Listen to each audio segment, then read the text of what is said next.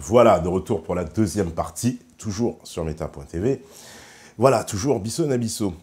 Et pour cette deuxième partie, on va plus parler un peu de l'étranger. Ah oui, vous avez vu le clip qui a précédé pendant les pauses. Alors évidemment, ceux qui ne voient pas en direct, qui ne voient pas, c'était politiquement correct, Benabar.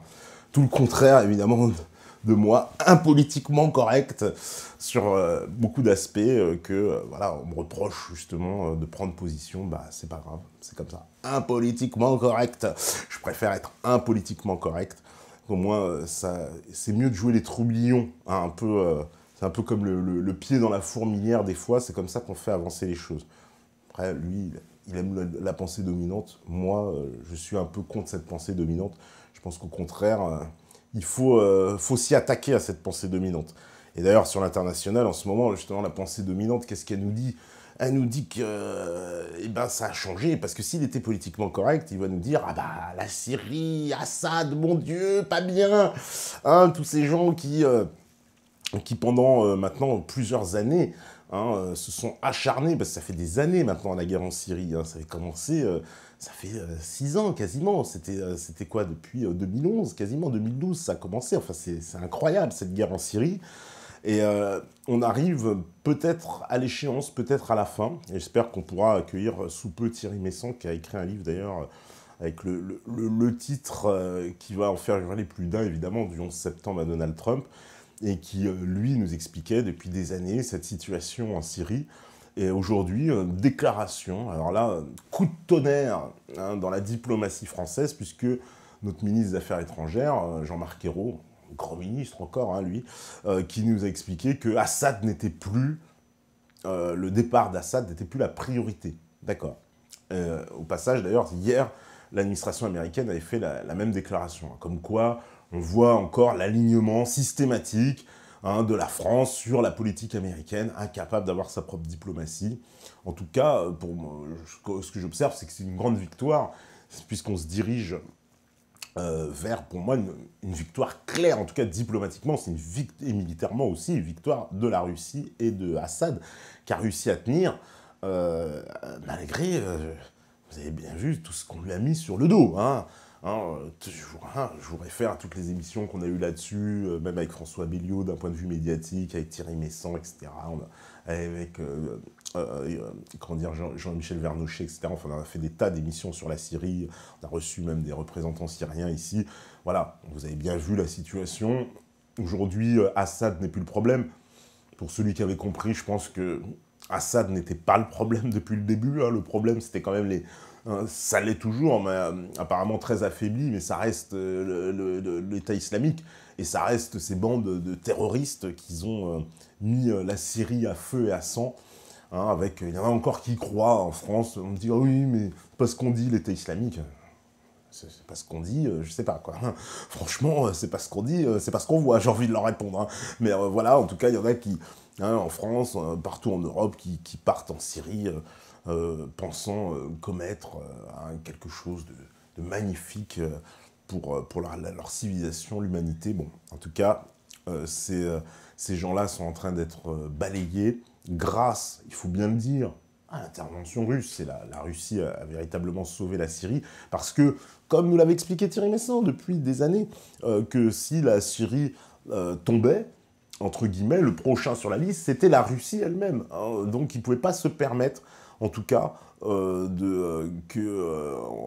installe là un régime voilà, avec des terroristes à sa tête, comme on voit en Libye. En Libye, en plus, intéressant, parce qu'il y a un retour des kadhafistes, hein, des Verts, la révolution verte, même les grands médias s'emparent en disant « Ouh, attention, le retour des Kadhafi », parce que Saïf al-Islam est en train, certainement aujourd'hui, de fédérer toutes les forces autour de lui pour, à mon avis, reprendre le contrôle de la Libye, ce qui ne sera pas encore évident, mais voilà.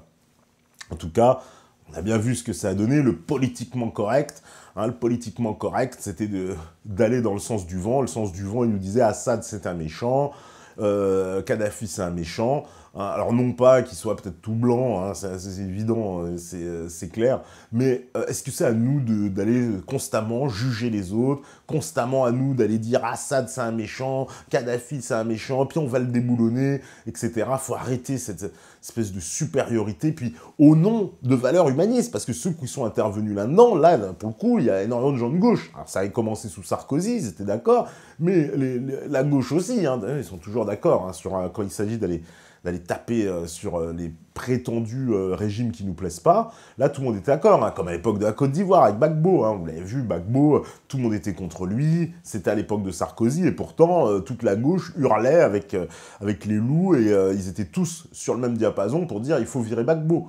Alors que, quand bien même, ce président, aujourd'hui, qui est détenu à La Haye, hein, dans son procès, d'ailleurs un procès qui part en autre boudin, puisqu'il y a même on en parlera un peu, mais il y a des gens convoqués, etc. Mais bref, sur la Syrie, en tout cas, c'est évident que il se profile à l'horizon quand même une victoire de l'armée syrienne, la vraie, hein, pas l'armée syrienne libre, et qui est en train de reprendre du terrain. Ils reprennent village par village, ville par ville. On a connu la bataille d'Alep. Alors, bataille d'Alep, hein, comment dire, Macron, c'est la honte de la France.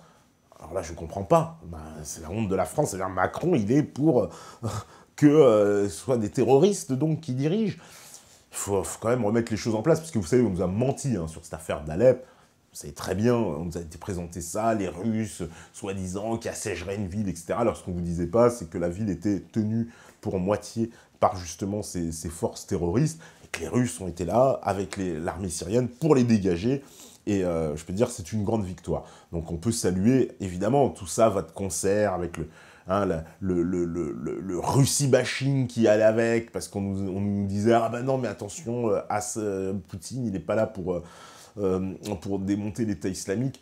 Quand même, on se demandait, bah, les autres, ils sont là pourquoi? Parce que la fameuse coalition, hein, soi-disant internationale, elle a rien foutu jusqu'à que les Russes arrivent. Hein. Ils ont fait que balancer des armes et des machins qui atterrissaient d'ailleurs aux mains des terroristes. Et on disait « Ah, mais c'est une erreur !» et tout, les avions qui s'étaient plantés, etc. Donc bon, voilà ce qui s'est passé pendant des années. Les Russes, eux, ont été déterminés. Ça fait des années qu'ils nous répètent, oui, en Russie, effectivement, les soldats russes sont là pour défendre, parce qu'ils savaient très bien que, au-delà de défendre la Syrie, hein, c'est une mission essentielle, mais ils défendaient aussi une forme d'équilibre du monde, parce que une fois que si la Syrie était tombée, je peux vous assurer qu'après, c'était leur tour. Ils le savaient, ils ne pouvaient pas se permettre.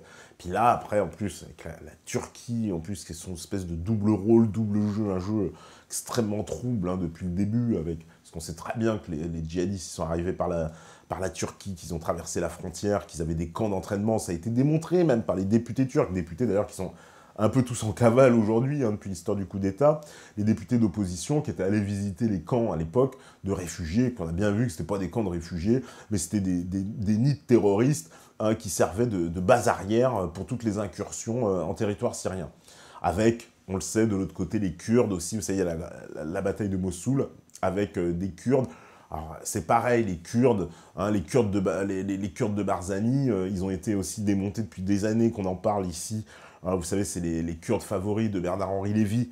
Hein, ces Kurdes-là, il faut savoir, ce sont des grands alliés d'Israël. Certainement pour ça que tout d'un coup, vous êtes très potes avec Bernard-Henri Lévy.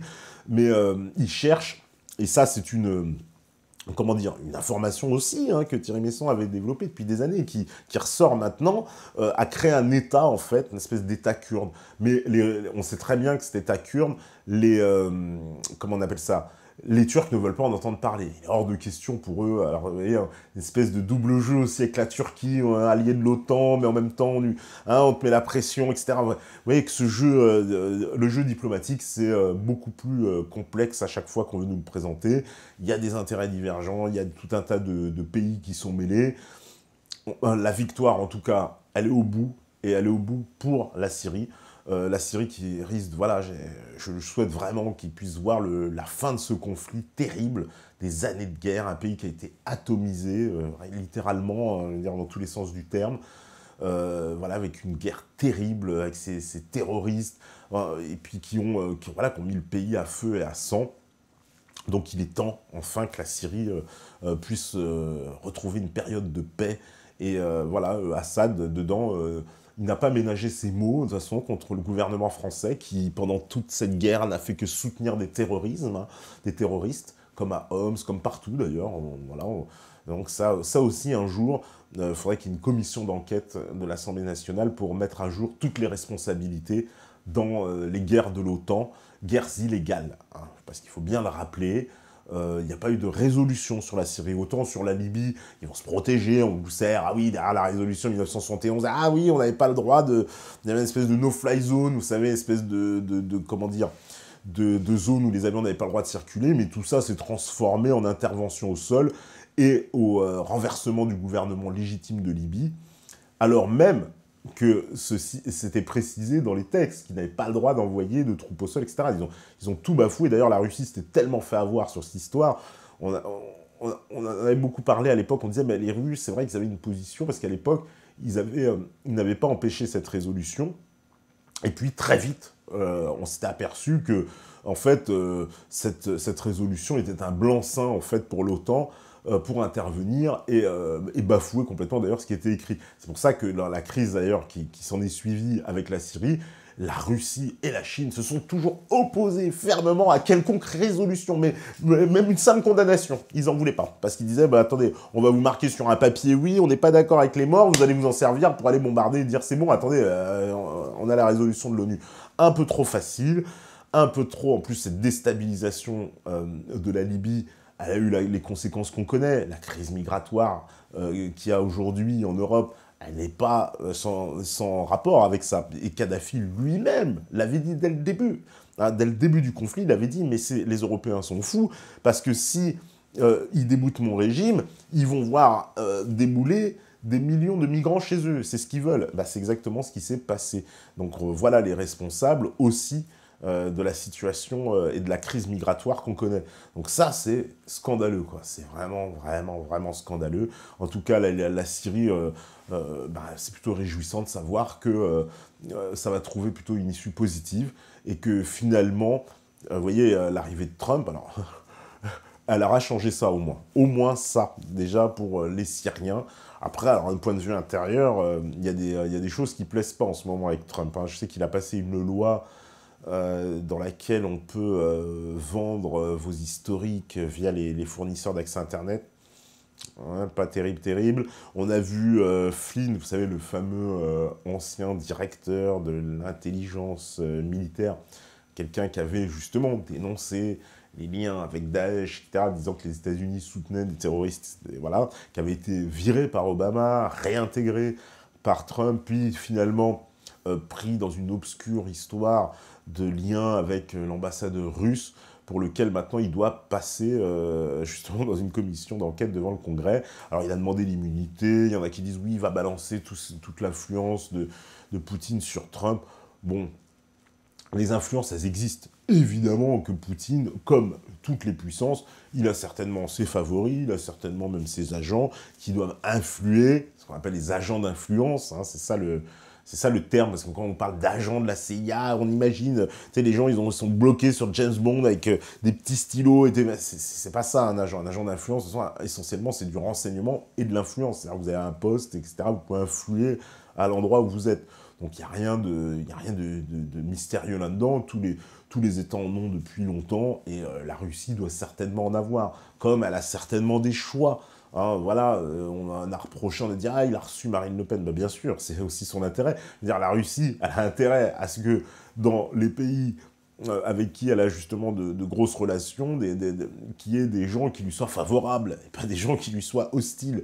Ça me paraît évident que, voilà, comme quand il y avait cette élection Clinton-Trump, quoi qu'il arrive, ça me paraît évident que les Russes avaient plutôt intérêt à soutenir Trump qu'à soutenir une Hillary qui vous disait les Russes comprennent que les bombes. Enfin, vous voyez, à un moment donné, voilà, il faut quand même faire la part des choses, donc ils le font tous, comme les Américains essayent certainement d'influer aussi sur les élections européennes, ce qu'ils le font d'ailleurs, parce qu'il y a même des documents qui ont été dévoilés par Wikileaks, qui démontrent à quel point Sarkozy était dans la main des Américains et comment les Américains ont influé sur l'élection française au moment de Sarkozy. On découvrira peut-être pour Hollande. En tout cas, il y a déjà des choses qui sortent sur Macron et de ses liens, pareil, aussi très très proches avec les Américains, en particulier le clan Clinton. Bon, on attend toujours d'ailleurs, puisqu'il nous avait dit qu'il nous sortirait des scoops, Julian Assange, sur Macron. On les attend toujours, mais en tout cas, voilà, c'est des choses, il faut se rendre compte, ça existe, il n'y a pas de complotisme, c'est la réalité des relations entre les nations, et la Russie préserve ses intérêts. Il ne s'agit pas de dire Poutine, il est gentil, il est méchant, ben, il protège les intérêts des Russes. En tout cas, ça c'est clair. Il est là pour protéger leurs intérêts. Alors son intérêt, tant qu'il va dans le nôtre, ça va, ben après, si on sera divergent, on ne sera pas d'accord. Mais en tout cas, il protège ses intérêts. Mais je n'aime pas, moi, c'est le bashing sans cesse contre la Russie. C'est-à-dire, la Russie, on part déjà du préjugé, c'est un pays de dictature, c'est le machin, etc. Alors qu'il y a des pays bien pires que la Russie, je veux dire. Mais bien pire. Hein. D'ailleurs, voilà, l'embargo qu'on leur a mis, nous, ça nous coûte aux Français, parce que nous, on exportait énormément vers la Russie, justement, des produits agricoles. Hein. On en exportait énormément. Donc voilà, donc ça nous coûte. Donc la Russie, on a plutôt intérêt à l'avoir comme ami et d'avoir des relations, on va dire, sereines, comme la France a toujours été plus ou moins quand même alliée de la Russie dans l'histoire, même s'il y a eu toujours eu des petits bisbilles vers Napoléon. Mais voilà, on a quand même été alliés de la Russie, et c'est notre intérêt d'être alliés de la Russie. Hein, comme l'avait très bien expliqué d'ailleurs Chamagne, dans nos positions géographiques, nous on est à l'extrême ouest du continent, eux sont à l'extrême est, et on est justement un pôle de stabilité, vous voyez, comme un balancier, un équilibre.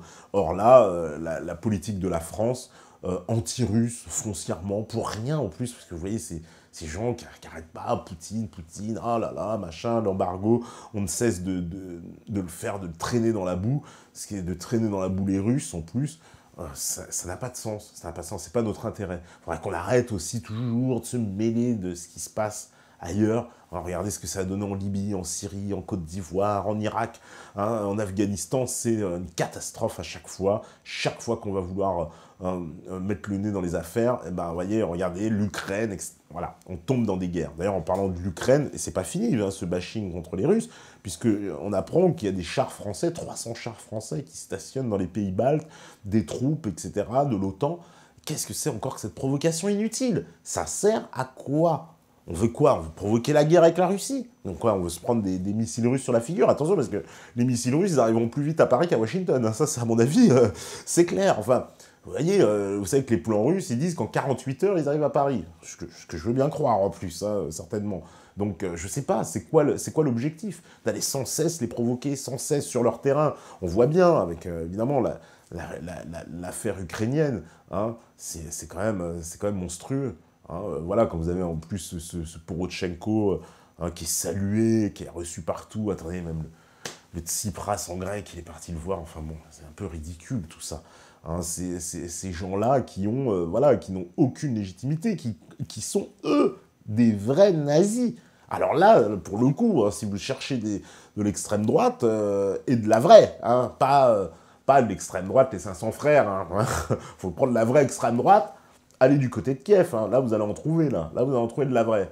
Mais apparemment ça ne me dérange pas, hein, parce que vous vous rappelez la fameuse interview de Bernard-Henri Lévy, hein, BHL, quand il était à iTélé, qu'on lui a dit, mais attendez, il y a des gens bizarres quand même, Svoboda, Pravi Sector et compagnie, c'est un peu bizarre quand même.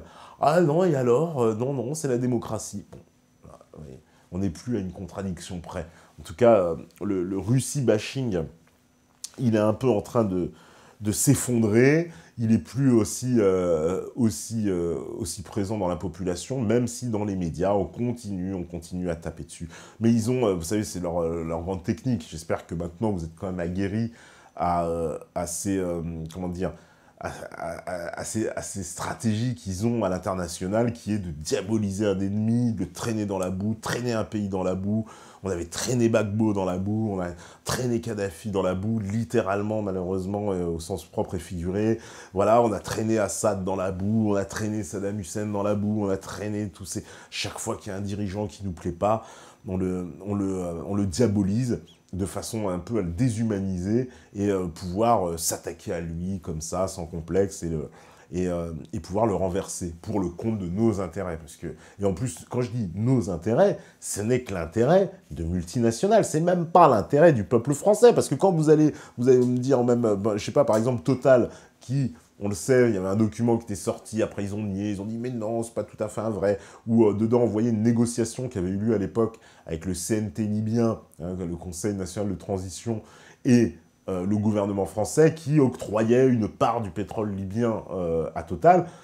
C'est Total qui en profite, c'est pas la France, parce que Total, il paye même pas d'impôts en France. Donc vous voyez, Total, hein, c'est la Total, hein, sans faire de jeu de mots, mais c'est ça, ils ne payent même pas d'impôts. À la fin, c'est qui?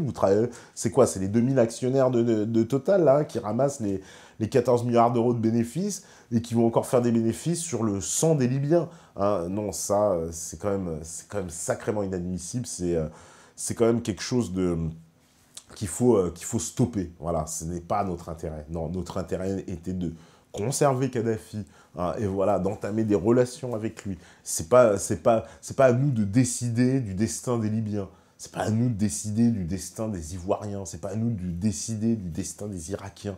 Il faut que les nations se respectent, hein, qu'on revienne à quelque chose de normal et qu'on respecte. Parce que vous voyez, cette espèce d'interventionnisme, en plus au nom de l'humanitaire, quelle hypocrisie! Ah, là, je m'adresse en plus aux tenants de l'humanitarisme. Ils disent « Ah, mais on intervient. Ouais, mais si on n'intervient pas, on les laisse les massacres. » Mais déjà, il faudrait qu'il y ait des massacres, parce qu'à chaque fois dans les guerres, ça a été démontré, c'est que des médias mensonges. On commence par vous dire qu'il y a un massacre, puis 4 ans après, on découvre que tout ça, c'est du flanc. Hein, c'est exactement d'ailleurs ce qui s'était passé en Libye, puisqu'on nous parlait de colonnes de blindés qui allaient envahir Benghazi. En Libye, tout ça a été démonté, puisqu'on avait des photos des satellites russes qui montraient que c'était absolument faux, qui l'ont démontré, qu'il n'y a jamais eu ces colonnes qui cherchaient à faire un massacre. Et quand Kadhafi disait « Oui, je vais chercher tous ces rats machin, en comparant les terroristes à des rats », je suis désolé, la métaphore peut-être elle dérange, mais ce sont de véritables rats. D'ailleurs, ils ont mis à feu et à sang, ils ont pillé la Libye, hein, en tuant, en violant, et aujourd'hui on se trouve avec un pays où la moitié de la population est hors de son pays, ne peut plus vivre. Un pays qui était le plus riche, le plus stable d'Afrique. Je le rappelle d'ailleurs au passage. Hein, voilà, ils ne demandaient rien, les Libyens. D'ailleurs, les Libyens, vous ne les voyez pas chercher à émigrer en Europe. Donc, il faut croire qu'ils, quand même, ils étaient bien chez eux. Hein, alors après, c'est leur problème, leur organisation. Est-ce que ça nous concerne? Est-ce que c'est... Oui, ils ont un système tribal, oui, ils ont un système communautaire, mais est-ce que c'est notre problème à nous? C'est pas notre problème, c'est à eux, c'est leur destin, c'est le destin de la Libye, et on doit respecter ça. Tout comme, voilà, Saddam Hussein en Irak. Ah, sale gueule, il nous plaisait pas, oui, Saddam Hussein, machin, etc. Saddam Hussein, je rappelle, dans les années 80, qui était notre allié, hein, parce qu'avant la première guerre du Golfe, de 91, c'était un allié, hein, de l'Occident, il faut quand même se rappeler. Hein. D'ailleurs, il n'avait pas aimé, quand on lui avait ressorti la photo, au moment de la guerre de 2003, on a ressorti une photo, vous voyez, Donald Rumsfeld, qui était un secrétaire d'État à la Défense, avec Saddam Hussein. Hein. Et c'est pas une photo, d'ailleurs, c'est une vidéo. Et on lui montre ça à la télévision américaine, puis d'un coup, ouais, comment vous avez eu ça? Parce qu'il se dit, putain, cette vidéo, normalement, elle a disparu. Et on lui a dit, ah bah, on est allé les chercher à la télévision irakienne. Et oui, il avait ils avaient fait, vous voyez, comme quoi, hein, les médias avaient enlevé les cassettes, enfin, aux États-Unis, on n'avait pas pu le voir, mais les Irakiens avaient conservé, heureusement, cette image. Et donc, vous voyez, Donald Rumsfeld avec Saddam Hussein, et ça lui posait aucun problème à l'époque. On l'appelait même, je vous rappelle, Saddam Hussein, il y a même un livre sur ça, le De Gaulle arabe. C'était le surnom de Saddam Hussein. Parce que c'était vous le savez bien, il fait partie de ce qu'on appelle le Parti Basse, qui est une version nationaliste, on appelait les nationalistes arabes, hein. Donc il y avait la Syrie, il y avait même en Égypte, etc. Saddam Hussein, il représentait cette frange-là du nationalisme arabe, et on s'en contentait très bien. L'Irak était notre allié. Il faut bien comprendre, c'était l'allié de l'Occident. D'ailleurs, allié qu'on a entraîné dans une guerre contre l'Iran après la révolution iranienne de 79, qui s'est soldée d'ailleurs par voilà, des morts des deux côtés, sans que d'ailleurs il y ait véritablement un gagnant, un perdant dans cette guerre, sinon les deux, qui a été une guerre terrible d'ailleurs, hein, voilà, entre l'Iran et l'Irak, et qui n'a mené à rien. Guerre qui était financée, poussée évidemment par l'Occident, enfin quand je dis l'Occident, essentiellement les États-Unis, la France, l'Angleterre, mais les États-Unis, et d'ailleurs les États-Unis ça donnait lieu après en plus à l'Iran-Gate, parce qu'on a découvert que l'ennemi des États-Unis, l'Iran, a déclaré, hein, je rappelle, après la révolution iranienne, les États-Unis avaient rompu leurs relations diplomatiques suite à à la prise d'otage de l'ambassade américaine à Téhéran. Et les Irakiens, en fait, il y a eu l'Iran Gate parce qu'on leur filait des armes quand même. C'est-à-dire qu'en fait, vous voyez, Saddam Hussein était notre allié, mais on filait des armes aux mecs d'en face. En fait, vous voyez que quand même, tout ça, il est temps de revenir à des choses un peu plus saines quand même dans les relations internationales. Autant, vous savez, on a besoin de relations saines à un niveau individuel, autant on a besoin des mêmes relations un peu plus saines au niveau des nations. Hein, de l'individu à la nation, il n'y a pas de différence pour moi. On doit avoir le même respect et arrêter aussi cette façon de « ouais, les dirigeants qui ne nous plaisent pas, on va les dégager ». Non, c'est un dirigeant ne nous plaît pas. Et aussi, voilà, surtout dans le cadre des élections. Si voilà, il y a eu des élections dans un pays, c'est pas le bon qui est sorti, c'est pas notre problème. Faut arrêter à un moment donné oui, ah bah tiens, c'était Gbagbo, c'était pas Ouattara. Bah, c'est pas notre problème, c'est pas à la France et à l'ONUCI d'intervenir en Côte d'Ivoire et de décider, oui, bah non, c'est lui le candidat.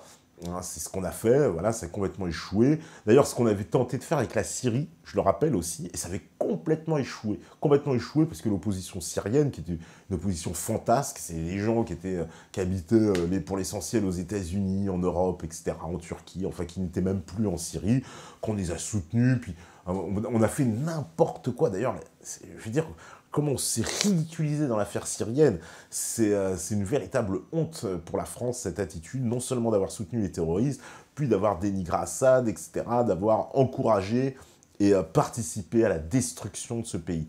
Et voilà. Au moins, sur la guerre en Irak, on pourra saluer, en tout cas, le geste de Chirac à l'époque, qui avait refusé d'aller dans cette guerre.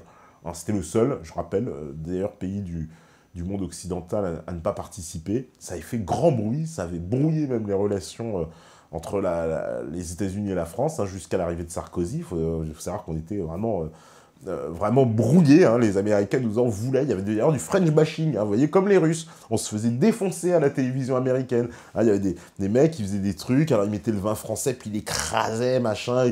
Alors vous savez, ils avaient même renommé les frites. Enfin, c'était ridicule, c'est les frites, ça s'appelle French fries. Et ils avaient mis les Freedom Fries, et puis machin, et la France. On était absolument détestés des Américains. Pour ne pas les avoir soutenus. Il y avait eu cette une à l'époque, alors c'était, je crois que c'était le Washington Post, si je ne m'abuse pas, qui avait fait la une avec les morts, vous savez, de Normandie, hein, du débarquement, et avait dit « Regardez, hein, ils sont morts pour votre indépendance et vous ne voulez pas nous soutenir ». Voilà, mais on a vu ce que c'était cette guerre en Irak. On a vu que c'était un mensonge. Ils l'ont dit eux-mêmes, d'ailleurs, quelques années après. Il a fallu attendre des années pour qu'ils avouent que Saddam Hussein n'avait pas d'armes de destruction massive et il n'hébergeait pas Al-Qaïda. Ce qui n'est pas le cas aujourd'hui. Parce qu'aujourd'hui, qu'on a atomisé l'Irak, on se retrouve avec l'État islamique, on se retrouve avec une situation, c'est pire que tout ce qu'on ait pu connaître avant. Donc c'est ça qu'il faut voir quand même. Hein. Là, on a vu avec ce qui s'est passé en Irak, ça a été le démantèlement de l'Irak et la situation qu'a créé l'État islamique. On l'avait vu en foot avec nos différents intervenants. Il y a plein de gens dans cette organisation qui sont les anciens membres de l'armée irakienne, qui ont été foutus à la porte à l'époque, humiliés par le gouverneur, enfin l'espèce d'administrateur nommé par Bush, là, Paul Bremer, qui avait démantelé l'armée sur un simple décret. Et donc on s'était retrouvé d'ailleurs avec des dizaines de milliers de soldats dans la nature avec leurs armes. Et l'Irak, à ce moment-là, en proie au chaos le plus total, insurrection. On a provoqué quand même le chaos absolu dans cette région.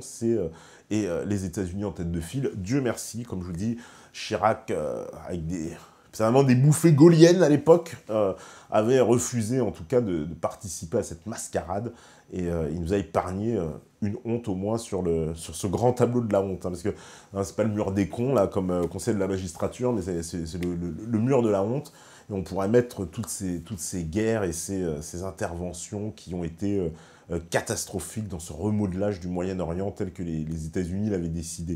Et puis que nous, on a suivi, et qu'on est des suiveurs. Et voilà, il est grand temps, effectivement, de rompre avec cette politique. Ça, c'est clair que, du point de vue international, la France, il faut qu'elle retrouve ce qu'elle est, la France, c'est-à-dire une puissance civilisatrice de paix, qui n'est pas là, qui respecte les autres nations, qui n'est pas là pour dire aux autres nations comment il faut agir, comment il faut faire, qu'on respecte enfin les autres, qu'on arrête de penser, et puis quand je dis respecter les autres, parce qu'on suit les Américains, il faut se rendre compte. Surtout en plus, dans les guerres qu'on suivit, les Américains étaient très contents qu'on revienne dans l'OTAN, etc. Comme ça, c'est nous qui avons fait un sale boulot. Hein. Comme en Libye, on a bien vu, c'était la France qui était au devant, hein, avec la Grande-Bretagne, même si le commandement était américain et que rien n'aurait pu se faire, évidemment, sans l'accord des Américains. Mais pour eux, ça les arrangeait, parce qu'ils avaient déjà pas mal de guerres sur le dos, comme ça, bon, hein, c'est pas nous, non, non, c'est la France, etc. Alors qu'on sait très bien que la guerre en Libye, d'ailleurs, c'est montré dans les mails de Julian Assange, que c'est Hillary Clinton qui a tout supervisé, absolument, qui était la pièce maîtresse, hein, de cette guerre en Libye. Elle s'en est félicitée d'ailleurs à la mort de Kadhafi d'une façon indécente, mais hein, en vrai, inhumaine, j'ose le mot, mais c'était absolument d'une indécence quand elle a parlé, oui, Vini Vidi Vici, qu'elle a repris la formule de César pour dire nous sommes venus, machin, il est mort, et puis elle éclate de rire, donc en train de rigoler sur la mort de Kadhafi, c'était horrible. Enfin, c'est des passages, je pense, de notre histoire qu'on ne va pas oublier de sitôt, et avec lesquels il va falloir rompre, mais vraiment. Voilà, en tout cas sur la politique internationale, voilà, toute cette affaire de Syrie, comme je vous dis, qui est en train de se décanter, et ce bashing contre Poutine qui continue, mais j'ai vu encore en plus des manifestations en Russie, parce qu'on se mêle aussi de la politique intérieure russe, hein. On soutient les opposants, voilà, on avait vu, il y a l'inérable George Soros, hein, derrière, avec ses Femen, ses Pussy Riot, et je ne sais quoi, qui viennent essayer de perturber le débat là-bas avec les Russes. Puis les Russes, bon, ils sont un peu moins tolérants que nous sur ces questions-là.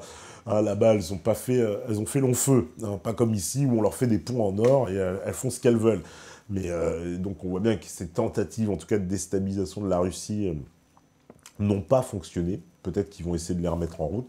Poutine a été extrêmement malin, il faut bien le dire, parce qu'il s'en est prémuni. Alors, avec certaines lois aussi, hein, vous savez que là-bas, il surveillait les ONG, il a interdit les financements étrangers, etc. Alors, on a dit, ah, vous voyez, la dictature et tout. Mais non, mais Poutine, il avait compris.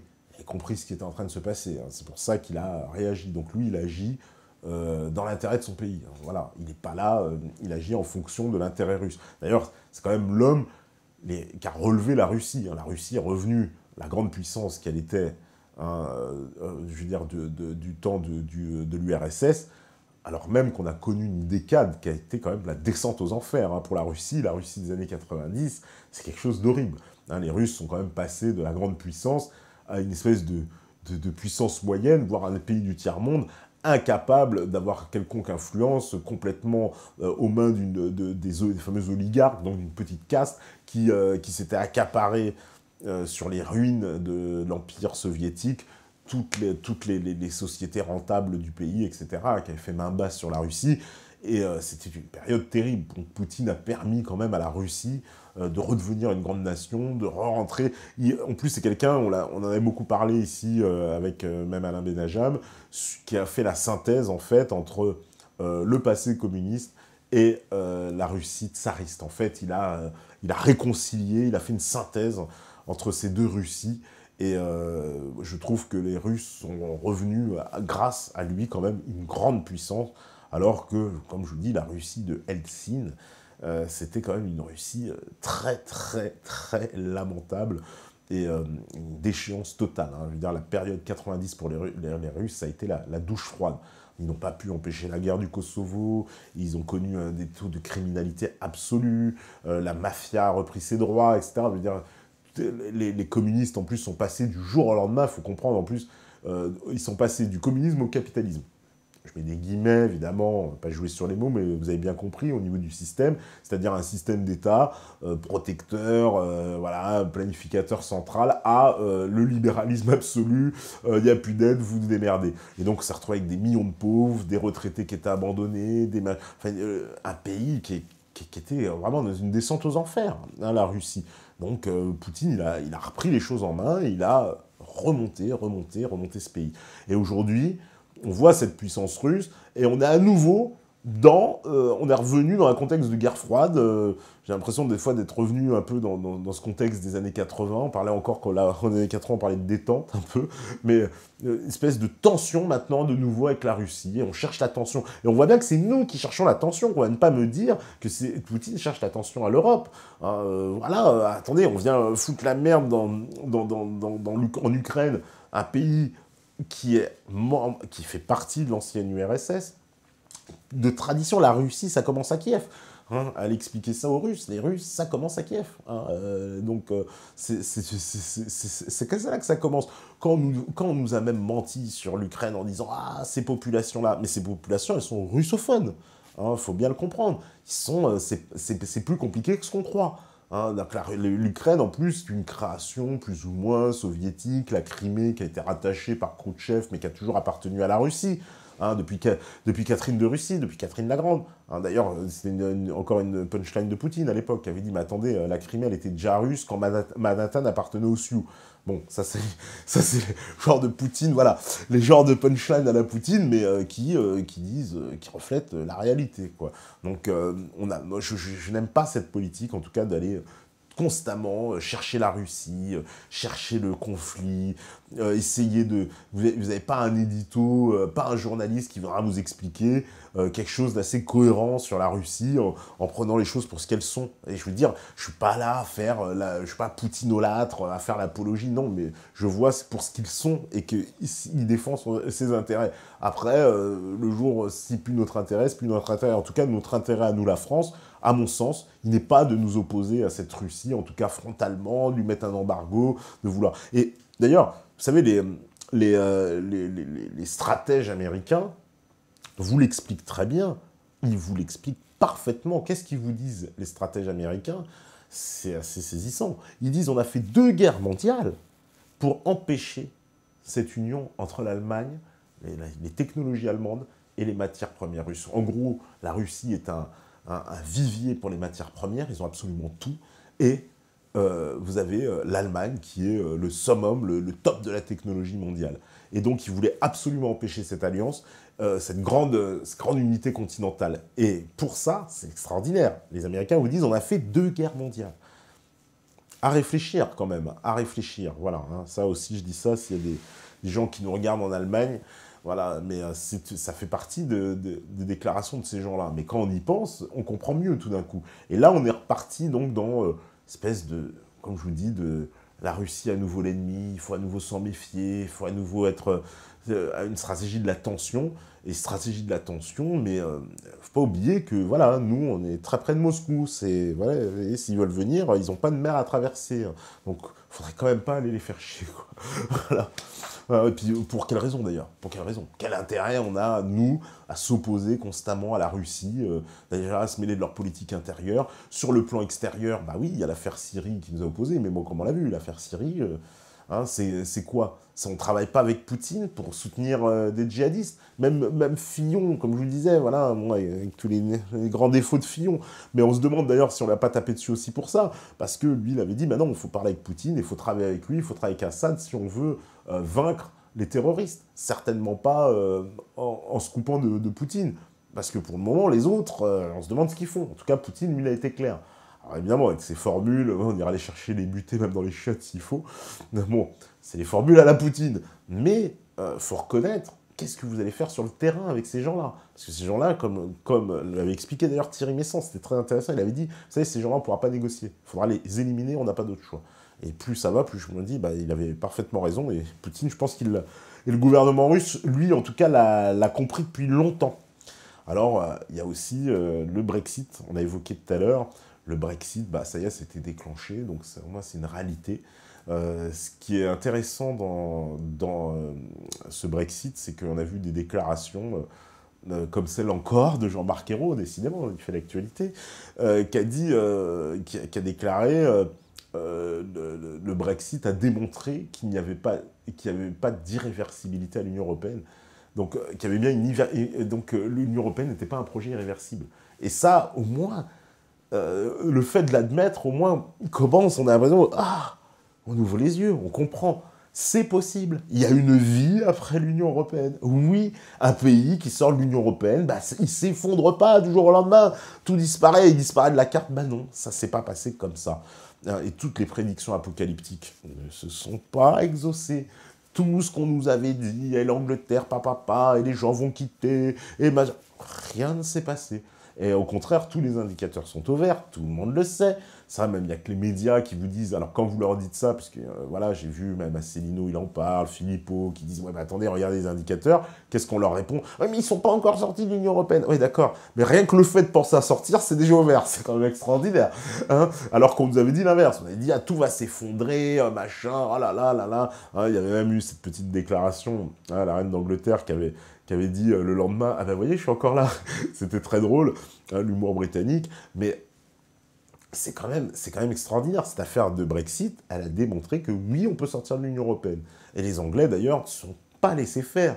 Hein, voilà, ils ont été, je trouve, d'une fermeté. Le discours de Theresa May, historique, évidemment, hein, au Parlement, voilà, qui explique, voilà, on a pris une décision, il n'y aura pas de retour en arrière, mais on va reprendre notre destin en main. On va reprendre maintenant notre pays en main. Que dire? Sinon, saluer, bravo. Hein, alors, ah oui, il y a les Écossais de l'autre côté maintenant qui essayent de leur... Ça, on croit que c'est la punition, c'est incroyable. Vous éteignez un feu, puis il y en a d'autres qui se rallument de l'autre côté de la pièce. Et les Écossais qui veulent faire un référendum pour rester dans l'Union européenne. Non, mais c'est à croire, c'est un peu comme non, non, je veux rester dans la plantation et tout. Ah non, mais tu peux partir, t'es libre. Ah non, non, non, non, non, moi je veux rester esclave. Bon, c'est fatigant quand même, quoi. Hein. Et c'est les Écossais, alors sachant qu'ils avaient déjà fait un référendum, ils avaient déjà perdu hein, dans le référendum, puisque l'Écosse s'était prononcée en faveur du maintien dans le Royaume-Uni. Maintenant, ils parlent de refaire un référendum pour quitter le Royaume-Uni et réintégrer l'Union européenne. Attendez, qu'est-ce qu'ils veulent, là, les Écossais? Alors, évidemment, que Theresa May, j'ai vu, elle a dit, bah, attendez, c'est pas le moment et tout, c'est peut-être pas le moment. Je pense qu'elle a raison, c'est peut-être pas le moment. Et puis, c'est quoi cette façon, l'Écosse, quoi, parce qu'ils seraient pas d'accord. Alors, c'est vrai que nous, on a du mal à concevoir, parce que les Britanniques, c'est bien le Royaume-Uni, donc c'est pas une nation à la française, c'est jacobine, une nation, etc. C'est un Royaume-Uni. Donc, il y a l'Angleterre, il y a l'Écosse, l'Irlande du Nord, le Pays de Galles, c'est pas tout à fait comme nous, quoi. Et donc, les Écossais, eux, se pensent un peu en nation déjà par eux-mêmes. Donc, ça, c'est un peu... c'est une approche anglo-saxonne un peu singulière, hein, qui est différente de l'approche française. En tout cas, bon, bah, on voit bien qu'ils essayent de leur mettre une épine dans le pied, hein, comme avec les Espagnols et la Catalogne, qui veut aussi faire son référendum pour l'indépendance, un référendum qui avait d'ailleurs échoué aussi il y a quelques années, avec pourtant le gouvernement espagnol qui s'était plus qu'opposé, était vent debout contre. On avait même eu des déclarations de gradés espagnols dans la presse qui avaient dit, qui avaient clairement explicité, si la Catalogne veut son indépendance, celle-ci se fera sur mon cadavre et celle de nombreux morts. C'était un des plus hauts gradés de l'armée espagnole qui avait dit ça, pour vous dire que la situation est très très tendue. Et il est temps de stopper, mais vraiment stopper cette Union européenne. Imaginons demain, je sais pas, il y en a qui demandent l'indépendance de la Bretagne. Alors c'est quoi? Ils veulent la Bretagne dans l'Union européenne, l'indépendance de la Corse, quoi, peut-être demain aussi des départements d'outre-mer et tout, à leur tour, je sais pas. Enfin, c'est une folie, cette Union européenne qui veut, finalement, qui est là pour la destruction des nations. Parce que les nations empêche le projet européen. Vous savez que les nations sont le rempart au projet européen. Ce qu'on aimerait, c'est qu'il n'y ait plus de nations.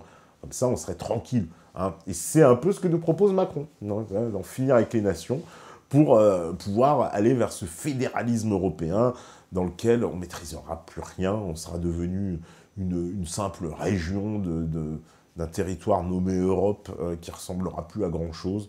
Et on voudrait s'asseoir donc sur les peuples et les forcer donc à ce destin commun dont ils ne veulent plus. Parce que manifestement, d'ailleurs, vous savez, le sentiment anti-européen, il n'est pas fort qu'en France, il est très fort en France, parce qu'en France, il faut quand même se rendre compte, hein, sur cette élection, on a quand même des candidats, majoritairement, quand même, on a 5 au moins qu'on peut déclarer très farouchement opposés à l'Union européenne. Alors après, je sais, ça va être discuté, parce que quand on dit ça, on va toujours me dire « Oui, mais Mélenchon, nanana, mais Marine Le Pen, ceci, mais Cheminade, cela, mais machin. » Mais en gros, ce sont quand même des gens qui critiquent fortement l'Union européenne, qui sont vraiment dans une logique, pour certains même, de sortir, clairement. Alors après, chacun a ses trucs, et c'est là que je parlais en première partie, hein, qu'il faut un gros débat de fond là-dessus. Mais en tout cas, ils ne se présentent pas comme des chantres de l'Union européenne, comme le fait Macron.